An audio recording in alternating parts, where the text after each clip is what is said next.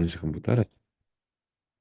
Entonces, vamos a dar inicio a nuestra clase de ética recordando algunos conceptos que hemos estado hablando acerca del por qué nosotros estamos estudiando ética. Quiero recordarles una experiencia que tuve en Colombia hace unos años, donde resulté en un programa de televisión nacional y porque yo desarrollé una amistad con un muchacho que trabajaba en medios de comunicación y todo, y era bien loco el tipo era de lo más loco de esta vida, pero el hombre se movía en el medio farandulero y yo le vendí unos DVDs de la película Jesús, se los fui a cobrar y el hombre me dijo, no, ven, me acompañas a Caracol Televisión y lo acompañé a Caracol Televisión y después me dijo, no, ahora acompáñeme al canal regional de Bogotá y fuimos al canal regional de Bogotá y allá llegan y dicen, oye, es que necesitamos un teólogo que nos ayude y tú eres como pastor, ¿cierto? Sí, yo soy pastor. Entonces, pues ¿por qué no pasas y nos ayudas en una mesa redonda y ahí vamos soltando los temas y tú te vas moviendo? Y resulté yo en televisión y mi mamá me estaba viendo y yo le estaba diciendo que yo era famoso. Entonces, el punto no era ese, sino que era un programa donde empezaron a soltar cosas, conceptos filosóficos y que no eran tan teológicos, pero sí éticos. Lo cierto del caso es que ojalá ese videíto se haya perdido, porque resulté en el mismo video con otro cristiano que después el mismo cristiano se volvió famoso porque mandó matar a su esposa. O porque mató a su esposa, no estoy seguro si él la mató con su manita o la mandó matar, pero se volvió famoso el tipo. Y era de una iglesia cristiana. Y yo decía, bueno, cuando analizamos el caso de ese señor, decíamos, pues este muchacho se levantó en una iglesia cristiana, lo discipularon, estuvo en alabanza, estuvo en jóvenes, estuvo en todo, y los de la iglesia decían, ¿en qué fallamos? Porque se metió este muchacho en política, se hizo amigo de un político y resultó el hombre llenándose de dinero, no muy santo, por cierto, no hay claridad de dónde salió ese dinero, pero en algún momento dado, el hombre, su esposa le quitaron la vida y él resultó implicado y ahora está pagando una condena. Entonces yo me acordaba de, oye, yo compartí cámara con este señor. Entonces, a veces uno tiene que tener argumentos claros y definidos, que no siempre se tienen que escuchar bíblicos, pero sí se tienen que escuchar con mucho sentido. ¿Cuál fue la experiencia que ustedes tuvieron cuando vieron el video de la aprofobia? El último video del cual ustedes hicieron la tarea, hicieron unos análisis muy buenos, pero ¿cuál fue su experiencia? ¿Qué sintieron viendo ese video y viendo cómo esta mujer manejaba los conceptos? Que a veces para uno es muy interesante cómo los maneja. ¿Qué sentían ustedes? ¿Qué pensaban?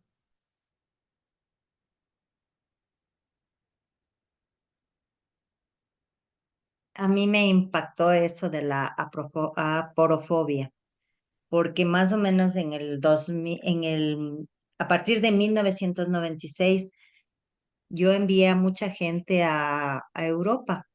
Sabía perfectamente que ellos iban como inmigrantes a trabajar y todo eso, y yo les asesoraba cómo pasar migración y todo para que no les hagan problema. Pero al ver ese video luego cuando ellos ya empezaban a contar cómo era su experiencia en una tierra extraña, cómo los españoles les trataban mal, les denigraban y todo eso, Mm. al ver el video se me vino todo eso, esa película nuevamente, ¿no?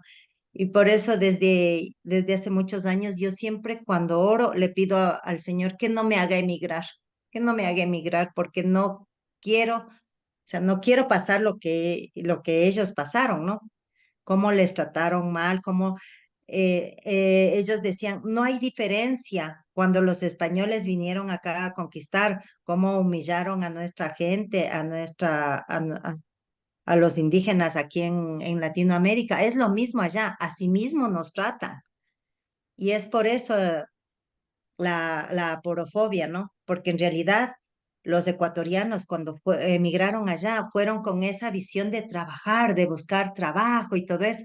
Y les quitaron en realidad el trabajo a los españoles, porque iban y se iban a ganar mucho menos, la mitad de lo que un español ganaba. Entonces, a los que contrataban eran los ecuatorianos, Ujú. porque iban por menos. Y esa película me vino así de una. Recuerden una cosa, ¿no? Cómo el definir una palabra, el definir una situación que necesita una explicación ética, ayuda muchísimo, porque Ujú, ella clarificó el concepto. O sea, no es xenofobia lo que tiene la gente, porque xenofobia es cuando la gente tiene animadversación por los extranjeros. Más ujú, ella que citaba decía, el problema no son los extranjeros, porque hay extranjeros que son bien recibidos. De hecho, da una ujú. cifra que yo decía, uy, no puedo creer que los españoles reciban 81 millones de extranjeros, de turistas en las playas de España. No, eso es un número súper grande. Entonces uno dice, el problema no es xenofobia, sino la animadversación contra quienes, contra Contra los pobres. los pobres. Entonces ahí les da un nombre. Y ella dice, y eso nos va a ayudar a nosotros en nuestro ministerio, que cuando nosotros veamos una situación, las cosas hay que decirlas por qué, por el nombre, como lo hizo Katy. Las cosas por el nombre. No es que, por ejemplo, ahorita cuando una persona es muy promiscua, ya no le dicen promiscua, sino le dicen que es de moral relajada. ¿Se han escuchado eso? Que una persona de moral relajada, ¿no? Entonces, no, se escucha hasta, no se escucha ni mal, ¿no? No, es que fulanita de tal, no, es una mujer de moral relajada. No, moral relajada, no. Es una mujer o un hombre promiscuo que se acuesta con cuanto se le aparezca al frente. Entonces uno se da cuenta que es una técnica que sirve mucho porque evidencia que el problema. Entonces nosotros en nuestra línea de ética, nosotros tenemos que aprender que cuando Dios define los 10 mandamientos, cuando Dios en su palabra nos ayuda a encontrar respuestas a ciertas situaciones, entonces nosotros ya podemos darle un nombre. Les voy a mostrar un video para que vean cómo es que hoy en día se manipula la información. Y a partir de lo que vamos a ver ahora, vamos a opinar. ¿Listo? Recuerden que esta clase hay una nota por participación. Entonces, aquí ya hay personas que ya tienen su nota, pero hay otros que estamos ahí ponchados. Y entonces, eh, voy a detener aquí la grabación, que es ¿a dónde está? Ah, ya la vi. Aquí vamos a detenernos un poquitito. Algo pidan ustedes mismos. Excelente. ¿Qué otra cosa, qué característica o cómo dividen a los seres humanos? Recuerdan que ella dice, hay un filósofo que identifica que hay dos tipos de personas. ¿Cuáles son los dos tipos de personas? los que, los que cumplen sus propios deseos y los que cumplen los deseos de los demás. Ujú. ¿Esto hasta dónde puede afectar a una persona? El deseo de caer bien y cumplir los deseos de los demás. En el carácter, ¿no? En la formación de su carácter, porque lo va a hacer, como decía allí, una persona débil que cae ante la presión social, ¿no? Por ejemplo, Entonces, nosotros que se vuelve una usamos, persona complaciente, tal vez sin mirar mucho las consecuencias sobre sí mismo, ujú, sino que con el propósito de agradar al resto, pues está allí siguiendo, como se dice, la corriente, ¿no? Entonces, eso no es una fortaleza del carácter, sino más bien una debilidad. quiero volverles a ver si, bueno, hay una frase que tocan ahí que llama la atención con la cual terminan. El ser humano es el único animal que requiere de Un amo. un amo. Entonces nosotros tenemos que ubicarnos en la parte donde nosotros tenemos que decir, yo, ¿hasta dónde voy a dejar que el mundo y su influencia me guíen a mí? Entonces, por decir algo, eh, nosotros podíamos ser motivados a tener conceptos mucho más flexibles que que no van en contra de ninguna persona, porque no queremos hacerle daño a nadie, pero que pueden cortar nuestra relación con Dios. Entonces, por ejemplo, lo que conocemos como mentiritas blancas, ¿cierto? ¿Qué es una mentirita blanca? ¿Es una verdad o una mentira? Es una mentira, pero soluciona problemas. A veces, ¿cierto? Cuando alguien tiene un problema menor, entonces, ¿por qué no fuiste? No, no fui a la iglesia porque, ¿qué le digo a este para no quedar mal? Entonces, no, estaba un poco, estaba como con dolor de cabeza, ¿sabe? Entonces, con ese solazo que está haciendo, y claro, es una respuesta fácil y uno dice, claro, de pronto se insoló, que haya dentro de las posibilidades, sí, puede que suceda, pero fue una mentira. Pero entonces, ¿de dónde sacó esa mentira? ¿Cómo, por qué solucionó esto? Porque todo el mundo soluciona problemas a través de pequeñas mentiras y el concepto de la verdad se puede negociar fácilmente. Por ejemplo, nuestros hijos. Vamos a pegarnos un poquitico con respecto al concepto que manejan hoy nuestros hijos. Por ejemplo, díganme ustedes si cuando nosotros éramos jóvenes no nos explicaron claramente por qué era pecado tener relaciones sexuales antes de casarse. Ya fuera que fuéramos católicos o cristianos o lo que fuera, pero nos habían dicho, si usted se quiere acostar, cásese. Y por eso, no sé si ustedes vieron que las abuelitas de nosotros se casaban a los 14, 15 años. Eso era un crimen. Yo tengo una tía que se casó a los 15 años y le preguntaron, y el mismo día que hizo la primera comunión se casó. O sea, eso fueron mi tía Hilda. Y uno dice, güey, tía, pero que no se va a criar. Y sí, y ahí están y es la tía más adulta que tengo yo. Pero tal vez sí, tal vez ella tenía ese anhelo de casarse, pero no que, de tener pues su marido, pero decidió casarse muy joven y anteriormente se usaba. Pasó el tiempo y ahora, ¿qué le dicen a nuestros hijos? El tener sexo antes del matrimonio no está mal, siempre y cuando lo que usted lo una a la persona que está acostando es el amor, ¿no? Entonces, si se aman, si se quieren, no hay problema.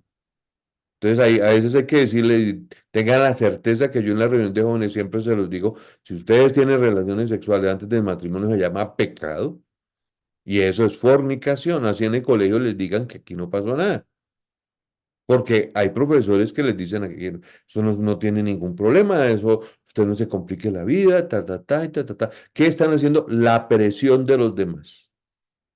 ¿Por qué estoy diciendo esto? Porque nosotros tenemos que recordar que tenemos que desarrollar nuestra propia línea de ética. Por ejemplo, en mi caso, cuando yo me reuní en ese programa de televisión, a mí me preguntaron cosas con respecto a la existencia de Dios. Entonces, yo no pude ponerme a decir en ese programa, no, es que no. Dios es un Dios de amor que nos ama a todos y nos está buscando a todos y el ser humano está haciendo todo lo posible por ofender a Dios. Pum. Ya supieron qué dije yo en ese programa de televisión. Entonces todo el mundo me dijo, entonces ¿usted cree que existe un Dios que juzga? Sí, estoy seguro que Dios nos juzga. ¿Y usted cómo lo titularía? Entonces yo decía, "Ah, yo tengo un Dios de amor. Yo tengo un Dios que me ama a mí. No, pero pongámosle un nombre que no sea Jesucristo. Bueno, póngale el nombre que ustedes quieran, pero para mí Jesucristo es el Hijo de Dios que me amó y me ama. Y así pasé voy a buscar ese video a ver si por ahí estará, con eso les muestro cuando fui famoso. Entonces, mm, eh, ¿qué es lo que nosotros tenemos que tener cuidado acá?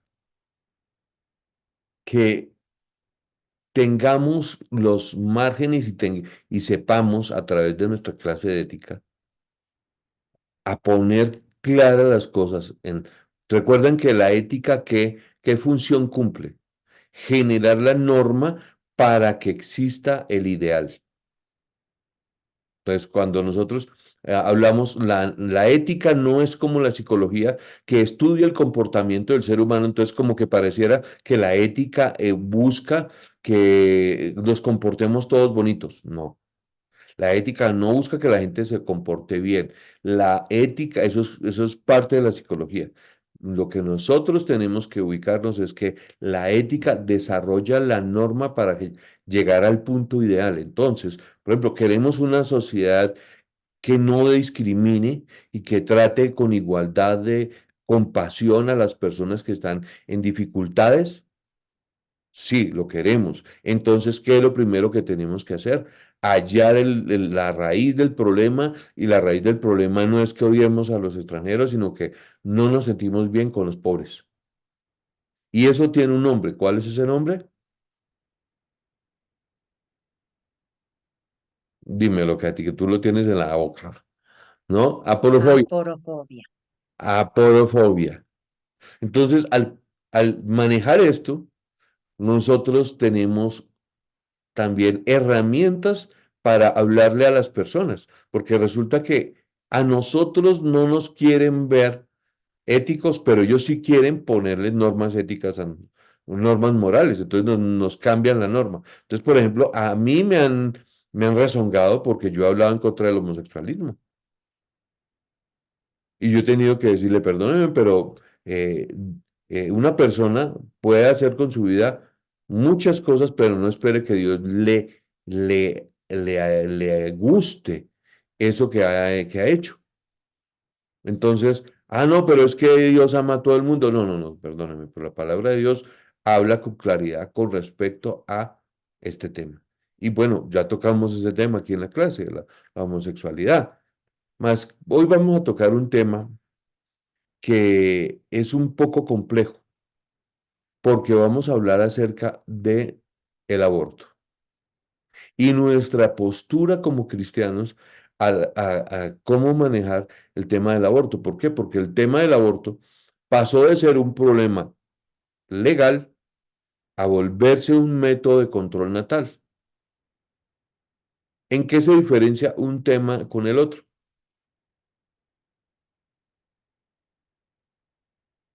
¿Quién me lo dice?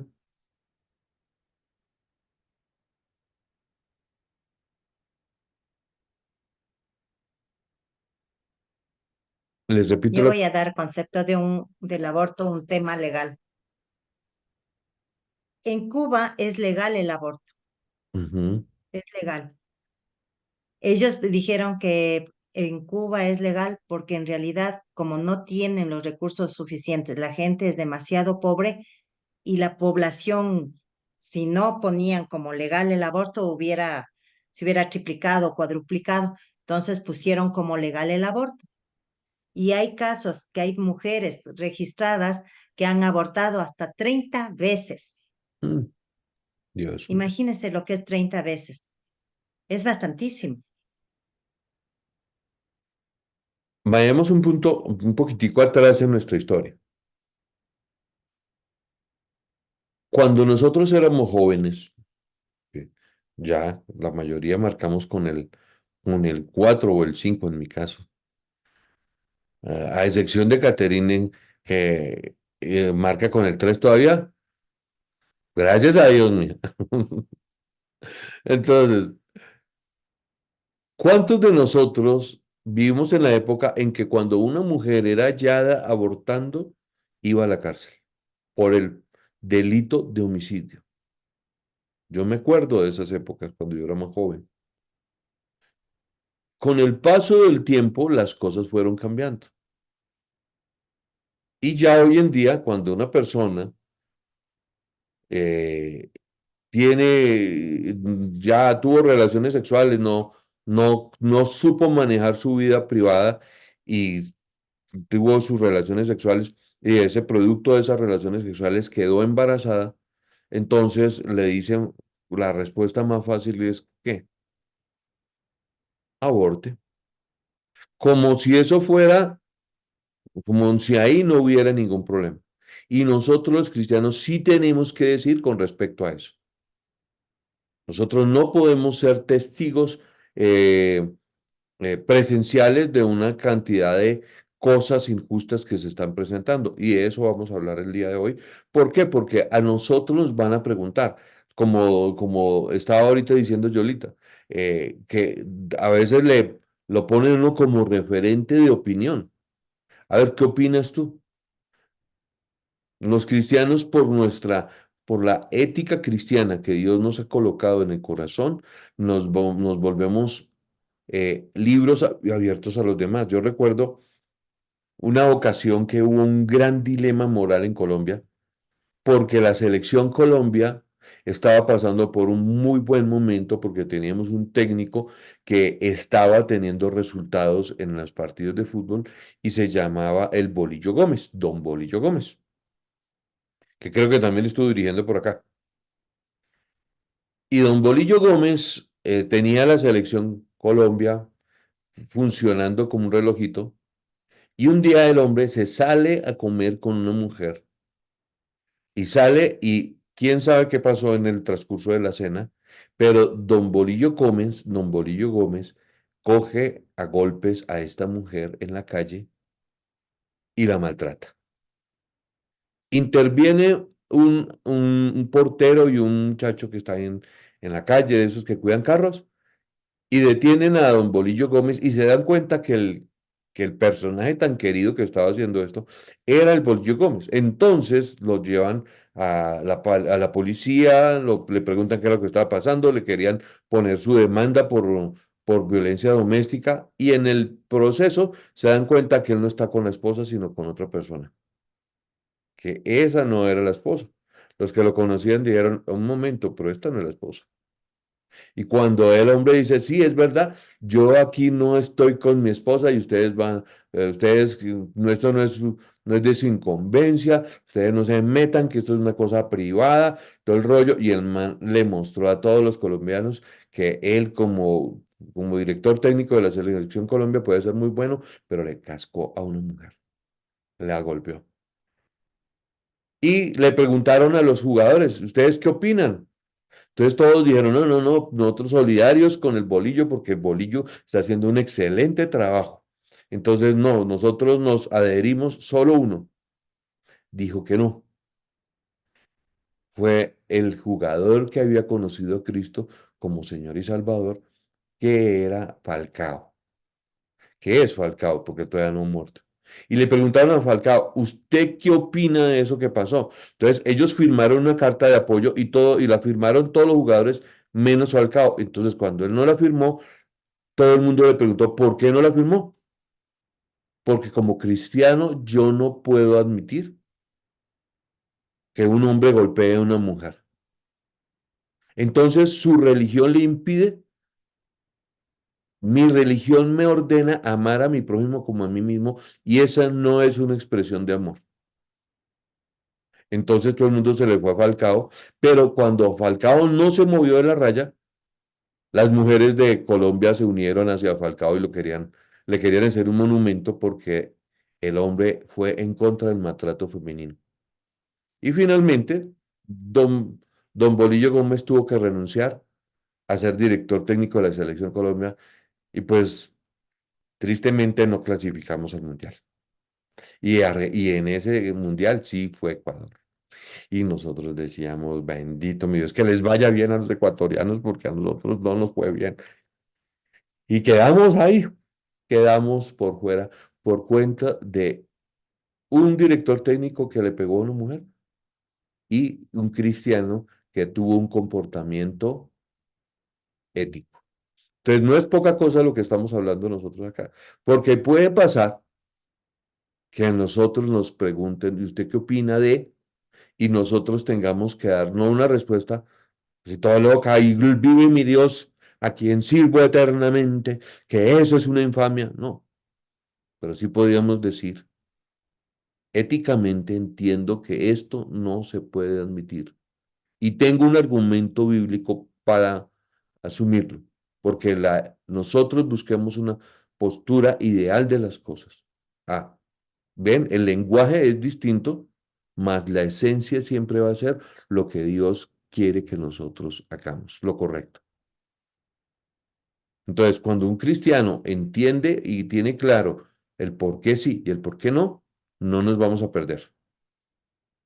Entonces, por ejemplo, ¿qué situaciones podrían llegar grises en la iglesia? Que tengamos que llegar nosotros a dar luz. A ver, ¿les viene a su mente alguna? El caso del divorcio, El caso del divorcio, muy interesante. Profundicémosle más.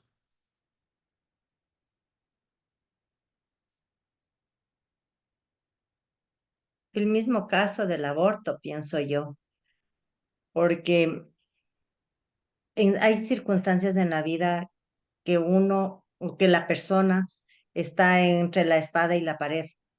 Entonces, muchas veces los padres o la sociedad o el qué dirán le empujan a la mujer a que haga algo indebido. Y ahí debemos estar nosotros para acompañarle a esa persona y decirle que no es lo correcto, que es una vida la que está en juego y que si tuvo la valentía para tener relaciones sexuales con esa persona, también debe tener la valentía para criar a ese bebé o a ese hijo. Y que el Señor, si decidió que ese niño exista, es por algún propósito, por algo. Siempre hay una razón en la vida. Nada es casualidad. Estamos en lo correcto, ¿cierto? Por ejemplo, el divorcio se relaciona mucho con el adulterio, porque a veces pasa que un hombre va a la iglesia con la segunda esposa y uno dice, bueno, sí, él está con la segunda esposa y está con un hijo pequeño, ¿no?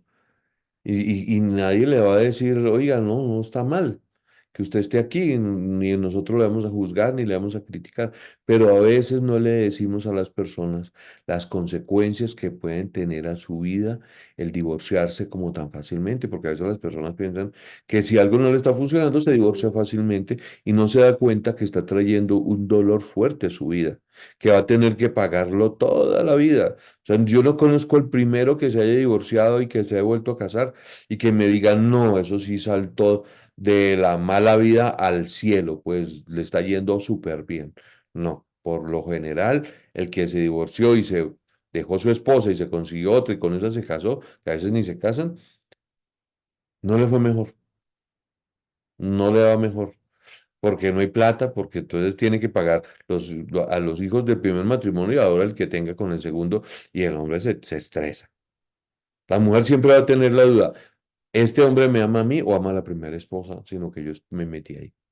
Y cosas como esas, ¿no? Entonces yo recuerdo que yo tenía un gran amigo que llamaba Germán Tibaquirá y estaba en sus segundas nupcias y llegó a mi casa enfermo y yo lo recibí en mi casa y ahí lo tuve. Y la esposa que una vez me metió en el cuento, sin yo quererlo, ¿por qué la esposa, la primera esposa, le llamaba a Germán Tibaquirá y no la respetaba a ella como la esposa que quedaba? Entonces ahí es cuando yo me di cuenta, pues que don Germán había tenido ya una esposa y la segunda era la mujer con la cual le falló a su esposa. Y ella a decirme, y yo le decía, ¿sabes qué? Yo no quiero meterme en camisa de 11 varas, pero no esperes que yo avale una situación que a la legua se notaba que estaba mal hecha. Y con eso quedó ahí la cosa. Yo me acuerdo que le dije una frase como la que acabo de decir, pero entonces ella se ofendió conmigo porque yo no la estaba tratando en el mismo nivel y rango de la primera esposa. Cuando, bueno, bueno, lo cierto del caso es que tenemos que tener una postura ante el pecado, ante lo que está correcto y lo que no está incorrecto. ¿Cómo se dice? Esa es la parte que vamos a abordar hoy. Entonces, vamos a compartir, perdónenme, les comparto mi presentación de PowerPoint. A ver. Entonces Ustedes están viendo mi pantallita, perdónenme. A ver, Sí. tin, a ver si se ve. A ver, ya listo. Entonces, ética cristiana, el aborto. Entonces, vamos a ver un poquitico acerca de cuándo el aborto empezó a verse como que se salió de las manos. Entonces, ¿quién me ayuda a leer esta pantalla, por favor? La historia del aborto en los Estados Unidos. Yo, dice, la historia del aborto en los Estados Unidos. Es una decisión de 7 votos contra 2 en 1973. La Suprema de los Estados Unidos, en el caso de Roe versus Wade, dictaminó una de sus decisiones más radicales en la historia moderna. La Corte decide lo que quiere decir la Constitución. En este caso, la Corte tenía que decidir si los estados, en este caso fue el estado de Missouri, puede restringir el derecho de la mujer de tener un aborto. Entonces, ahí es donde empieza la cosa. Entonces, perdónenme, a ver, así se ve mejor. A ver, listo, dígame. Continúa, por favor. La Corte arguyó que el peso de la historia estaba a favor del aborto. La idea de que la vida comienza con la concepción es una idea moderna y debe ser rechazada, sostenía. Como no hay consenso en la comunidad médica o entre teólogos o filósofos acerca de cuándo comienza la vida, la Corte tampoco quiso decidir. El peso del argumento de la Corte realmente descansa sobre la proposición de que el feto inviable deriva su significado solamente del deseo de la madre de dar a luz a su bebé. En otras palabras, los derechos de la madre son establecidos, excluyendo totalmente los derechos del bebé.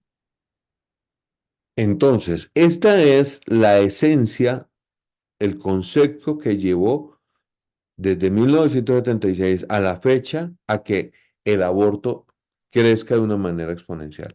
Entonces, ¿qué era lo que se argumentó en ese momento? Entonces, aquí tenemos, la Corte realmente descansaba sobre la proposición de que el feto inviable deriva su significado solamente del deseo de la madre de dar a luz a su bebé. O sea, todo depende de la mamá. Si ella quiere dar a luz, perfecto. Si no la quiere dar a luz, ese es el problema que esa persona puede manejar. Entonces, los derechos de la mujer, miren cómo volviendo a ubicar las cosas. Entonces, los derechos de la madre son establecidos excluyendo totalmente los derechos del bebé.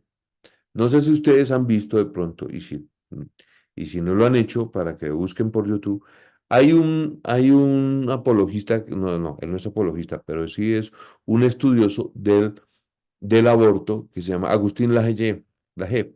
Agustín Laje habla acerca de el derecho que tienen los bebés no nacidos a vivir, porque durante los últimos años ha crecido el concepto que está aquí escrito, que los derechos de la madre son por encima de los derechos de la criatura que ya ha sido engendrada.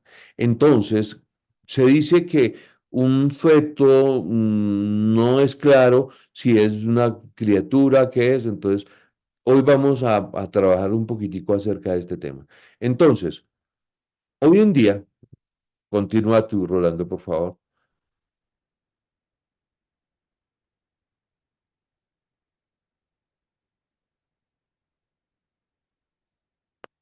No te escucho, creo que tienes apagada tu eso. Perdón.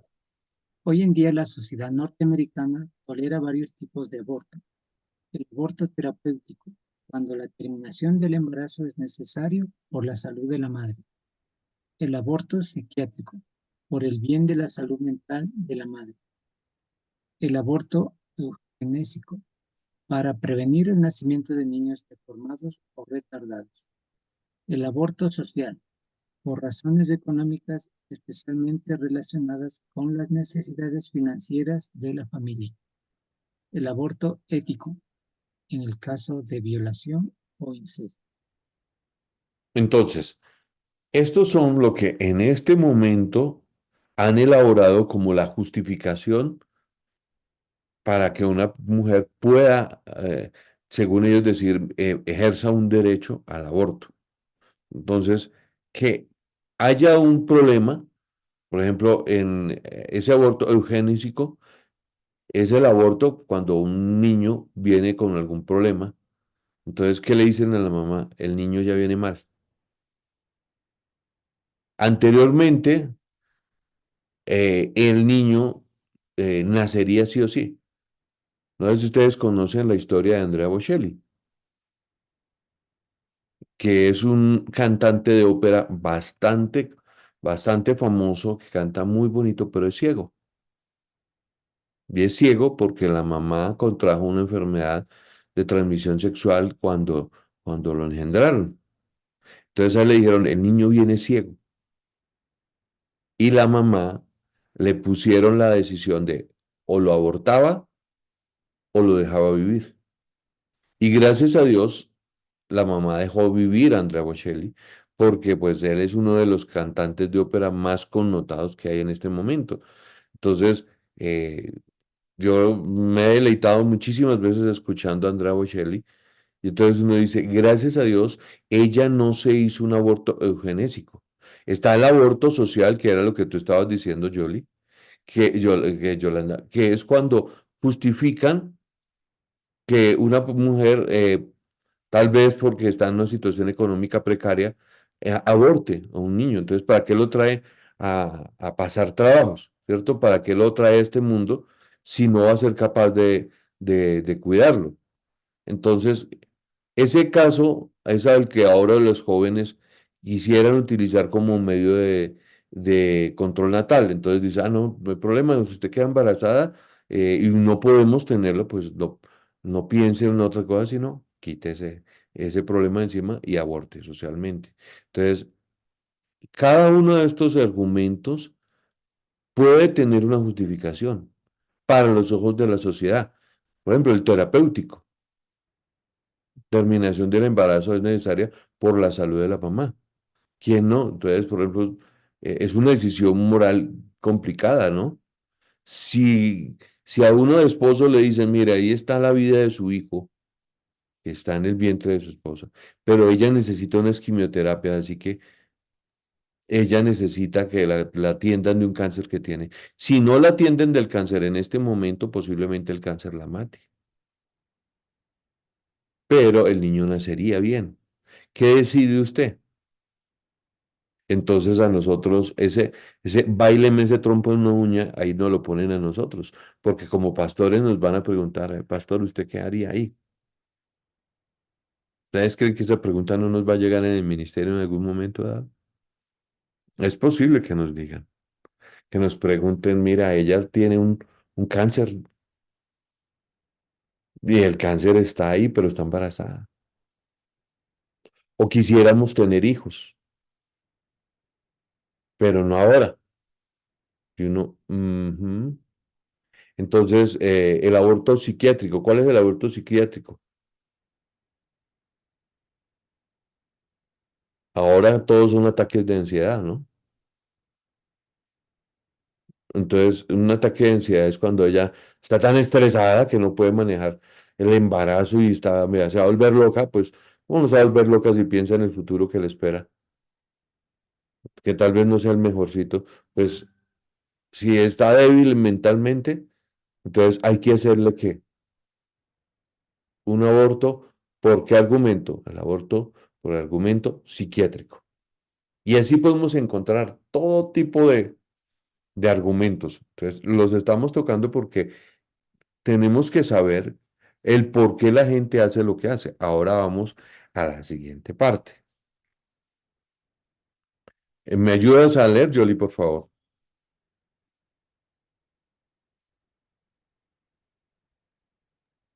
El aborto. En el año 1973, la Corte Suprema tenía razón. No hay consenso acerca de cuándo comienza la vida. La revelación de Dios en la Biblia, no obstante, ha hablado acerca de este tema. Un conjunto de versículos en la Biblia establece claramente un enfoque en la vida prenatal. En Éxodo 21, 22 al 24, lo que sea el significado de estos versículos difíciles, vemos que Dios considera que la vida en el vientre tiene gran valor, sea por accidente o por intención. O causar que una mujer pierda un bebé demanda un castigo sobre la persona que lo causó. La ley no trató en forma frívola al feto. Entonces, Carlitos, ¿me ayudas a encontrar Éxodo 21, 22 al 24? O Lili, una de los dos. Ya lo busca.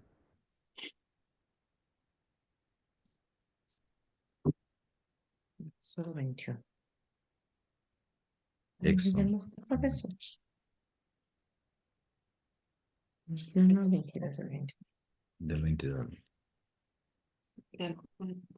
A ver, lo tenemos aquí. Si algunos riñeren e hirieren a una mujer embarazada y ésta abortare, pero sin haber muerte, serán penados conforme a lo que les impusiere el marido de la mujer y juzgaren los jueces. Mas si hubiere muerte, entonces pagarán vida por vida, ojo por ojo, diente por diente, mano por mano, pie por pie. Hasta ahí. Hasta ahí. Entonces, me encanta que en el tema que estamos leyendo, Dios ahí no dice, ay, qué pena, ¿no? Pobre niño, ya está conmigo. No. Él toma de una manera muy clara la justicia sobre una situación que trajo un aborto. O sea, ese que no había nacido era muy importante para Dios. Continuando en la lectura. Sigue, por favor, Jolie. Isaías 49, 1 y el 5. Haciendo referencia al Mesías, Dios lo llamó a cumplir su misión desde el vientre. La vida prenatal es preciosa para Dios. A ver, vamos a hacer una cosa para no demorarnos tanto. Entonces, cada uno va cogiendo un versículo. Entonces, Katy, cógete Jeremías 1:5. eh, Rolando, cógete Lucas 1:15, por favor, para ir avanzando. Y alguien que busque Isaías 49, del 1 al 5. 1:5, por favor. No, sí.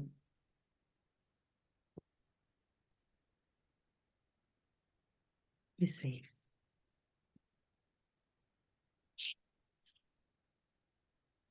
El Isaías 49, 1, 5. Sí. Dice, oídme, costas, y escuchad, pueblos lejanos. Jehová me llamó desde el vientre, desde las entrañas de mi madre, tuvo mi nombre en memoria. Hasta el 5, ¿no? Sí, sí, por favor. Y puso mi El boca 5. como espada aguda. Me cubrió con la sombra de su mano y me puso por saeta bruñida. Me guardó en su aljaba y me dijo, mi siervo eres, oh Israel, porque en ti me gloriaré. Pero yo dije, por demás he trabajado, en vano y sin provechos he consumido mis fuerzas, pero mi causa está delante de Jehová, y mi recompensa con mi Dios. Ahora pues, dice Jehová, el que me formó desde el vientre para ser su siervo, para hacer volver a él, a Jacob, y para congregarle a Israel. Porque estimado seré en los ojos de Jehová, y el Dios mío será mi fuerza. Entonces, ¿qué conclusión, qué nos dicen estos versículos con respecto a la vida antes de nacer? ¿Para Dios es valioso un bebé que aún no ha nacido? Sí, Se habla porque nos formó. inclusive de el llamamiento. Ahí, en estos pasajes, se dice que desde el vientre de su mami, Dios lo estaba llamando. Entonces, ahora sí, Jeremías 1:5, ¿quién lo lee, por favor? Jeremías 1:5. Antes que te formase en el vientre te conocí, y antes que nacieses te santifiqué. Te di por profeta a las naciones. Imagínate, ¿desde dónde Dios lo conocía? Entonces, nosotros estamos recibiendo argumentación para hablar con aquella persona que puede decir que lo que tiene en su vientre no es tan importante porque aún no ha nacido y que esa es su libertad. No, perdóname, Dios lo conoce desde qué momento, desde que está en el vientre de una mujer. Entonces, Lucas 1:15. Será grande delante de Dios, no beberá vino ni sidra, y será lleno del Espíritu Santo, aún desde el vientre de su madre. Entonces, no es que nosotros le damos versículos así como de rapidez y digamos, no, eso aquí no pasa nada. No, pasa y mucho. O sea, cuando nosotros estamos enfrentando un debate con respecto a qué momento se engendra un bebé, para nosotros no tiene ningún problema. Es decir, que desde el mismo momento en que el bebé está ahí, Dios ya le había destinado un propósito. Entonces, ¿qué dice la Biblia con respecto a que el Mesías, a que el Espíritu Santo llenó a Juan el Bautista aún en el vientre de Elizabeth? Entonces nosotros podemos argumentar que no es tan como que una persona pueda decir, no, es que ahí lo que existe ahí, ese bebé no tiene conciencia. No, perdóneme. Pueda que el bebé no tenga conciencia porque todavía no ha nacido, no identifica ciertas cosas, pero para Dios ese bebé es sumamente valioso. O sea, Dios no lo está dejando ahí como bueno, está bien, todavía no, yo todavía no le doy destino, no le doy un propósito, no, ya tenía un propósito. Entonces, vamos a terminar con esto. Y le voy a pedir a Lili que me ayude a leer esto.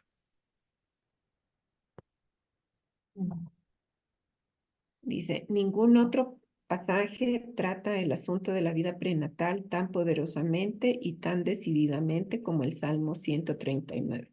En este salmo maravilloso, David repasa 4 atributos extraordinarios de Dios: su omnisciencia, su omnipresencia, su omnipotencia y su santidad. Al hablar de omnipotencia, David describe el poder de Dios en la creación de la vida, que expresa con los términos de entretejerlo en el vientre de su madre.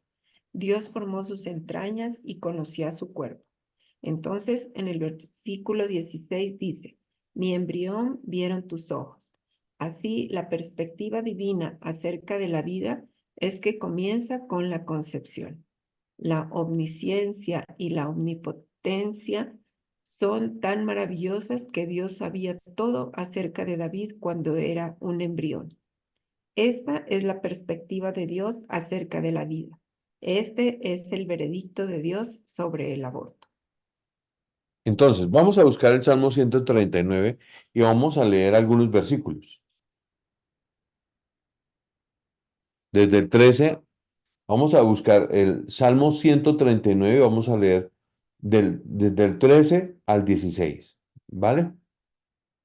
Porque estas cosas, pues ahí no es lo mismo cuando uno lo lee en una presentación de PowerPoint a leerlo en la palabra de Dios.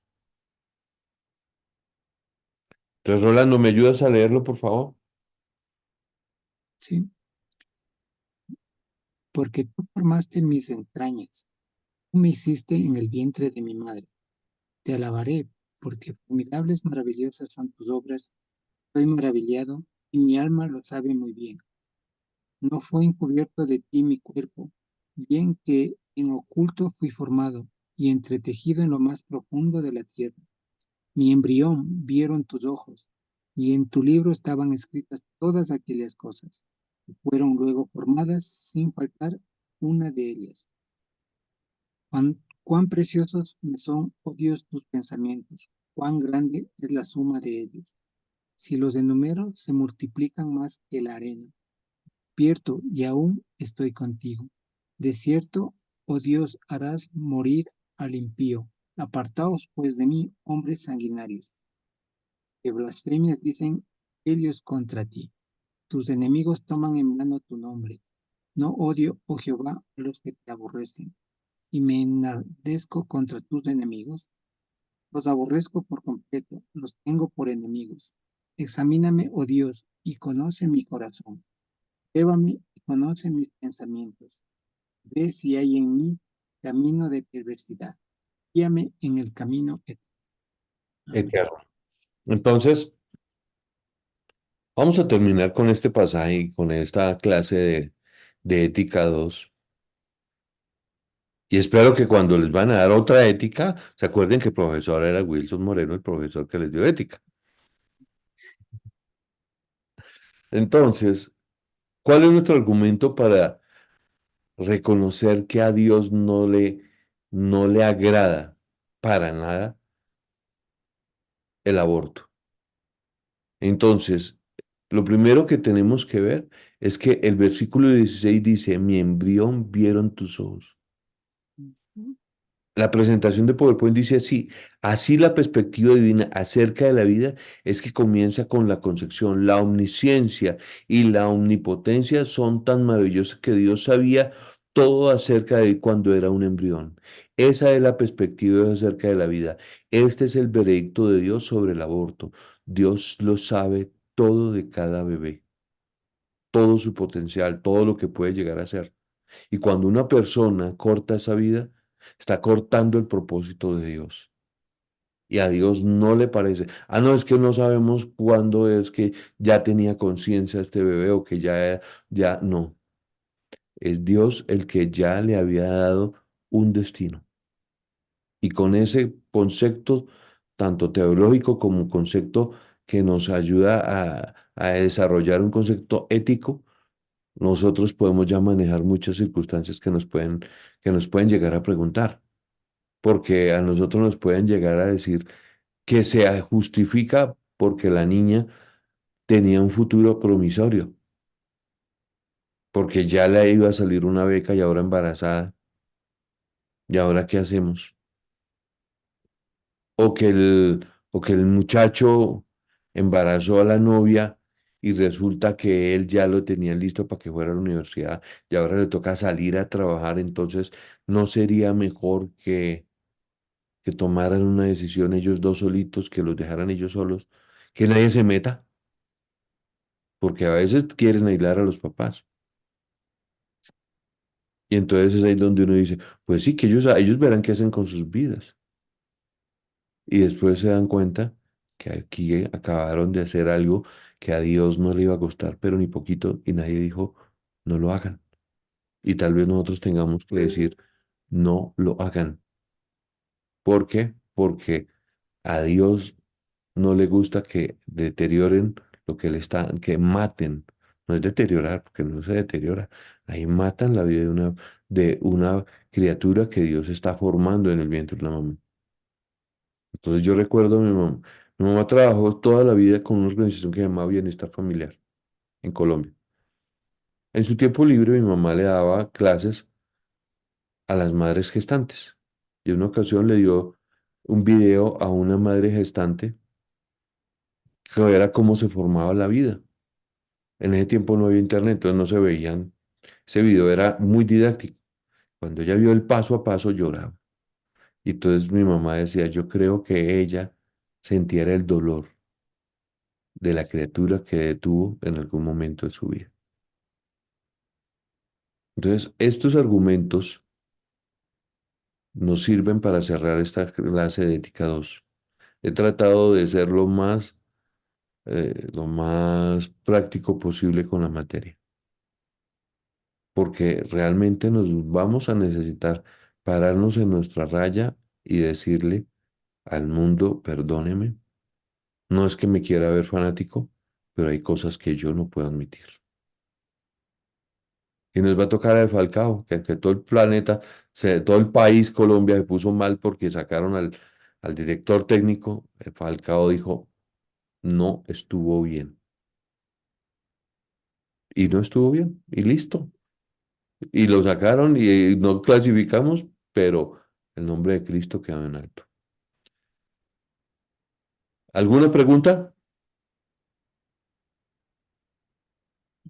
No. No. Ah, perfecto. Entonces, estamos listos para la tarea. Entonces, ya, No, sí, voy a hacer una pregunta, pastor. a ver, ¿Qué deberíamos hacer en ese caso de que corre el peligro la vida de la madre. O sea, nosotros debemos preservar la vida del bebé. Así sería, ¿no es cierto? Ujú, así es cierto. Así es. Porque nosotros no tenemos derecho de intervenir en la vida que Dios está formando. O sea, aunque la sociedad justifique, la palabra de Dios dice y expresa en términos claros que Dios en su omnisciencia formó ese bebé. O sea, no es casualidad, ningún bebé es casualidad ni accidente. Si está ahí, Dios le tiene un plan y un propósito. O sea, no es que, ay, no, porque a veces queremos racionalizar lo que ya está en el plano divino. Entonces, no, que viene mal, porque los médicos tienen esa mala hábito de profetizar cosas que ellos no saben qué va a pasar. A mí me pasó cuando iba a nacer mi hijo Juan Felipe, que llegamos a la cita con el ginecólogo para el control de natalidad y la doctora nos va metiendo un regaño porque los dos ya superábamos los 40 años y que era un embarazo de riesgo. Entonces ella empezó a decir que al ser un embarazo de riesgo, que el niño puede nacer ciego y que puede nacer con una cantidad uno hizo una lista a la marcha y nos sacó de la cita. Pues sí, le hizo el examen a mi esposa y salimos a orar y a reprender en el nombre de Jesús todas las palabras que ella estaba diciendo, porque básicamente nos estaba diciendo que el niño podía nacer con muchísimos problemas de salud. Y nosotros dijimos, pues en el nombre de Jesús, todas esas palabras se invalidan. Y gloria a Dios, mi hijito nació perfecto. Gracias al Señor. Pero no porque la doctora lo hubiera dicho, sino porque nosotros lo creímos y el Señor lo desarrolló de una manera correcta. ¿Otra pregunta? Entonces, ya les voy a hacer llegar un PDF a la página de nosotros y vamos a estar tocando el tema de la eutanasia. Me van a hacer todo un análisis ético de la eutanasia y cuál es la postura de los cristianos ante la eutanasia. Entonces, recuerden que la eutanasia es Sí. arrojarse el derecho de terminar con una vida en un acto de supuesta misericordia. Entonces nosotros ahí vamos a tener que hilar un poquito más fino. Yo les voy a compartir algunas cosas, pero el análisis cada uno de ustedes lo tiene que hacer. Entonces, ya con ese con ese concepto de la eutanasia, vamos a terminar con tal vez los puntos más complicados de la ética cristiana, ¿cierto? Entonces, ya estuvimos hablando acerca de la pobreza, acerca de hoy es del aborto y pues vamos a tocar el tema de la eutanasia. ¿Listo? Necesito que me ayuden haciendo la tarea porque si algunos están bajitos de nota, pues con eso me ayudo para que pasen la materia. Si no, pues les toca repetirla. Los que Eh, vienen al día. una, una solicitud allí, Pastor Wilson. Con respecto al video, que hay que subirlo, de pronto, el resumen, ¿no? Del video, o bueno, la tarea acerca del video. Esto, ¿es posible de pronto nos prorrogue un poquito la fecha de entrega? Porque como fue el feriado por acá, llegamos esta semana bien cortica, entonces de medio se ha complicado. De Mm, pronto hay Sí, esta sí, no hay posibilidad. problema. Lo que sí voy a hacer es que les voy a calificar sobre 8. Entonces, pues ahí sí ya. Me toca calificar. A partir de 8 es la máxima nota y de ahí para adelante, si se hacen un buen trabajo, pues se sacan 8, pero si se hacen un trabajito no tan bueno, pues se sacan 6. Ah, no se puede como postergar un poquito la fecha, pero sin ser sancionados con la nota. Ay, a ver, ¿cómo decirlo de tal manera que no se escuche mal? Acudiendo a Si este fuera el caso, esa Esa misericordia. misericordia. así es, no, yo sé que ustedes han estado ocupados y todo, pero entonces, Imaginémonos que no somos nosotros, sino son nuestros hijos los que están diciéndole eso al profesor y que ustedes están escuchándoselo a sus hijos decírselo al profesor. ¿Qué diría el profesor? Del colegio donde están ustedes, Entiendo. donde tienen sus hijos estudiando hoy. ¿Qué les diría qué les diría el padre? Los ¿Qué diría entiendo el con profesor? mucho gusto. ¿Qué les diría? Los entiendo con mucho gusto. Lo siento.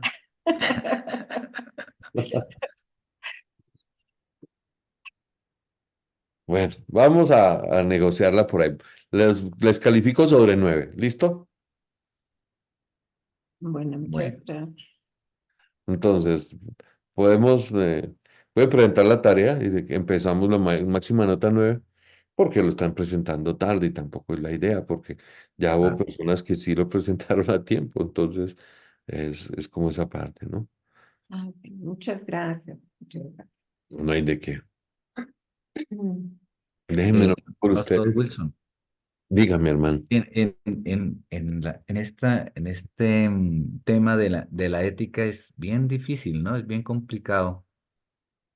Hablando de los países, digamos, desarrollados a los subdesarrollados, ¿no? Porque en los subdesarrollados, pues obviamente hay falta de educación, de muchos valores y principios que no se los tiene y más se aborda, digamos, eh, a hacer el pecado, digamos, ¿cierto? Entonces, es complicadísimo, digamos, en nuestra medio, colocar normas de las mismas que colocan en los países desarrollados, colocarlas acá y cumplirlas.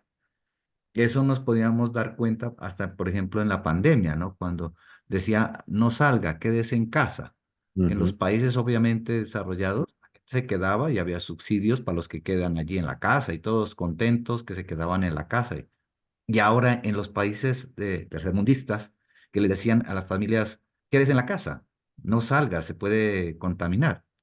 Tenía que salir, ¿no es cierto? Porque el día a día, el trabajo, entonces digamos un 50 o 60% de la gente de trabajo eh, ocasional, digamos, tenía que salir, salir o salir, porque no había otra opción, ¿ya? Y hoy me daba cuenta, por ejemplo, que estuvimos cerca de la universidad en Quito, de cómo los programas, digamos, pasaba una chiva por alrededor de la central, ¿no? Incitando a los jóvenes a que se suban, a que hay promoción, ¿no? Y una promoción era, si me muestran la fotografía de su ex, les regalamos una botella. ¿Ya? Y empezaban a dar vueltas y vueltas, a ver, y empezaban a recolectar gente. ¿Tiene? Entonces, es lo que estábamos hablando, la presión de grupo, ¿no? Porque entonces si se suben todos, pues y yo me voy a quedar acá, no, pues me voy a subir también, ¿cierto? Y qué difícil que es trabajar esa parte, ¿no? De eso está mal hecho, no lo hagas. eh, Mm. entonces, eso es como esa parte de la ética complicada en estos países, digamos, ¿no? Es que No miren, sé, no. por ejemplo, yo vengo de Brasil que tienen una línea mucho más laxa con muchas cosas que no están bien. Y mi punto de vista es que los que tenían que haber hablado en su momento hicieron silencio. Entonces, por ejemplo, allá aprobaron en un mismo paquete el matrimonio homosexual y la adopción de homosexuales, la adopción de niños por parte de parejas homosexuales. O sea, el día que aprobaron una cosa, aprobaron la otra. Y allá es muy común que una pareja de homosexuales o de lesbianas puedan casarse y tienen el derecho de adoptar un niño de una vez. No hay ningún inconveniente, para ellos es muy natural y muy normal. Y uno se hace la pregunta, oiga, un momentico, ¿y dónde estábamos nosotros que no dijimos nada? Allá, en el caso de Brasil. Por ejemplo, en Colombia, cuando fue el momento en que se sintió que ya iban a adoctrinar a partir de los medios del Ministerio de Educación con unas cartillas horribles. Los cristianos se movieron todos y dijeron, no podemos admitir eso. Entonces, no es tanto como el desarrollo, sino como el asumir posturas contra lo que no estaba bien hecho. Entonces, nosotros, por la corriente de lo que digan los demás, no podemos otorgar ante lo que diga todo el mundo. Entonces, no, es que para no pisar callos o para no incomodar personas, no digamos nada, sino que nosotros seamos librepensadores y todo. Entonces, por ejemplo, una ocasión yo me metí en un problema al hablar con respecto al recasamiento. Entonces yo hablé públicamente con respecto a que la palabra de Dios da libertad al divorcio, más no al recasamiento. Entonces una muchacha que estaba ahí me dice, entonces yo me tengo que quedar solterona toda la vida porque ya me separé y todo el rollo. Y todo eso, yo no, pero es que yo no lo estoy diciendo. Esa es la Biblia habla con claridad con respecto a temas como, no, pero yo no quiero casar, no, pues si se quiere casar, cásese. Está bien, no hay problema. Y la china pues estaba brava porque ya tenía otro novio. Ya tenía un novio que ya estaba con... Entonces uno dice, bueno, ¿qué puede estar pasando ahí? No, muchas situaciones que la Biblia habla con claridad, pero que nosotros no ponemos una postura. Entonces a mí me encanta, por ejemplo, cuando yo veo las películas gringas, que las películas gringas hacen unos dramas que a los latinoamericanos no nos caben en la cabeza con respecto a las mentiras. Entonces, ¿han visto las películas donde la gran decepción en el corazón de la mujer porque él me mintió, él me dijo tal cosa y no, y me mentiste? Y uno aquí, un latinoamericano, se rasga la nariz, no dice, ah, todo el drama que está haciendo por una mentira. Si estuviera aquí en Ecuador, viera todas las mentiras que echan. La cultura de los norteamericanos a la mentira no lo aceptan, no lo admiten. Y eso lo vemos en películas, lo vemos en todas partes. Y eso hace que ellos progresen, pero ya es una cuestión cultural. Entonces nosotros tenemos que, bueno, la palabra de Dios que dice, no mentirás, está bien. Entonces, si vemos que alguien está mintiendo, hay que hablarle clarito. Perdóname, pero por ahí no es. Yo recuerdo un negrito que tuve como misionero en la película Jesús. Y había uno que decía unas barbaridades que uno decía, no, pues este man llama la atención, exagerando su testimonio y diciendo unas cosas de más. Y él llegó y le dijo, usted lo que necesita es convertirse en cristiano, porque todo lo que está diciendo es una mentira. Y nosotros todos, uy, se lo dijo. Sí, se lo dijo porque estaba exagerando su testimonio.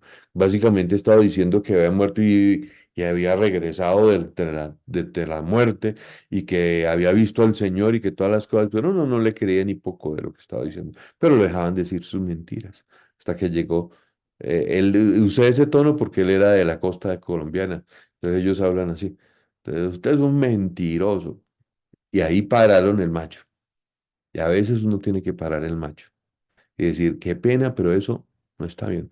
A mí, en mi primera iglesia donde yo pastoreé, a mí me tocó decirle a una niña, perdóname, pero esa pinta que tú te trajiste hoy no te queda bien ni para la iglesia, ni para la casa, ni para ningún lado, porque se te está viendo todo.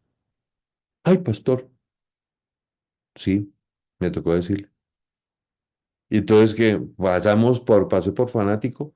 No, no estoy hablando de fanatismo, pero estoy hablando de que estás dañándole la mente a cuánto adolescente, porque se me metía en la reunión de jóvenes la chinita, y de por sí que era una niña agraciadísima, y se vestía terrible. Y los chinos estaban felices. Yo veía que los chinos estaban encantados viéndola como ella llegaba, y ella encantada de la atención que le estaban dando. Pero todo eso en el marco de una reunión de jóvenes cristianos, donde adorábamos y alabábamos al Señor. Entonces, a veces hay que parar, hay que poner límites y hablarle a las personas a decir las cosas como son. Y eso no es fanatismo, es ética. Es decir las cosas. Recordemos que hace la ética, genera la norma para el ideal. Entonces, eso lo estudiamos en la primera lección. ¿Qué hace la ética? Me enseña a mí a encontrar la norma para hallar la situación ideal. Entonces, Por ejemplo, volvemos al caso de lo que tú estabas diciendo, Carlitos. Estamos en un país subdesarrollado, pues somos los que más tenemos que hablar de conceptos éticos para llegar a situaciones ideales. Entonces, ¿qué hay que decirle a la gente? Cruce por la cebra, man.